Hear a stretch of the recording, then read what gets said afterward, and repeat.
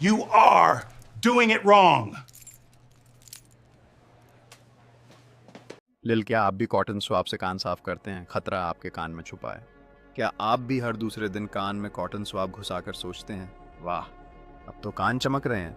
अरे भाई, ये सफाई नहीं, खुद पर जुल्म है। कान की सफाई के नाम पर हम जो कर रहे हैं वो असल में कान की बर्बादी है। देखिए, कान में जो मेल बनता है वो मेल नहीं बल्कि बॉडीगार्ड है। ये वैक्स कान को कीटाणु, धूल और इन्फेक्शन से बचाता है। और मज़े की बात, कान खुद ब खुद अपना सफाई सिस्टम रखता है, यानी खुदकार वैक्यूम क्लीनर। अब जब आप स्वाब अंदर डालते हैं तो होता क्या है, कान साफ नहीं होता बल्कि मेल और अंदर धकेल देते हैं। फिर वो जाकर कान के पर्दे के करीब जम जाता है, जिसे साइंस की ज़बान में कहते हैं सेरुमेन इम्पैक्शन। नतीजा, कान बंद आवाज़ कम घंटी बजती रहती है, टिन टिन टिन टिन। और अगर स्वाब ज़्यादा अंदर चला गया तो भाई सीधा पर्दा फाड़ देगा, और वो भी ईयर ड्रम का पर्दा, ना कि डांस का फिर दर्द कौन इन्फेक्शन, सब फ्री में। तो फिर कान साफ कैसे करें? बहुत आसान, सिर्फ बाहर वाला हिस्सा नम कपड़े से साफ करें। कभी भी कोई चीज़ कान के अंदर मत डालिए, चाहे वो स्वाब हो, चाबी या बाल पिन। और अगर कान बंद लग रहा है या आवाज़ कम सुनाई दे रही है तो डॉक्टर के पास जाइए, ना कि गूगल डॉक्टर के पास। कान कुदरत का एक नाजुक तोहफा है, तजुर्बा गाह नहीं।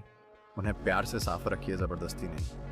और अगर आज आपने स्वाब फेंक दिया तो यकीन मानिए आपके कान ने आपको कहा होगा थैंक यू।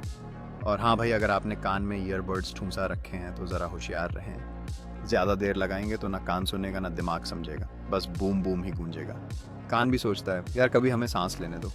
अंतिम लाइन इसलिए, चाहे स्वाब हो या ईयरबड, कान के साथ मोहब्बत से पेश आएं, तशद्दुद से नहीं। You are doing it wrong.